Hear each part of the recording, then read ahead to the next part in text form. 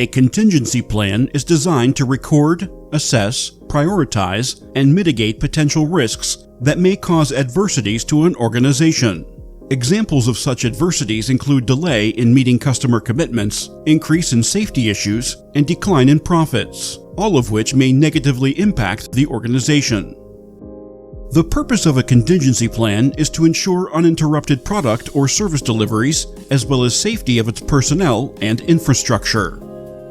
By ensuring uninterrupted product or service deliveries, an organization will be able to gain good reputation, sustain trust, and maintain business continuity.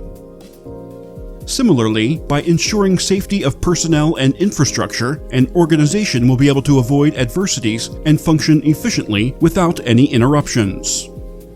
Any manufacturing or service industry, such as automotive, aviation, pharmaceutical, healthcare, mining, and oil and gas, must have a contingency plan to effectively meet customer expectations. Contingency plans for each of these manufacturing or service industries will be unique depending on their geographical location, size, weather conditions, and accessibility.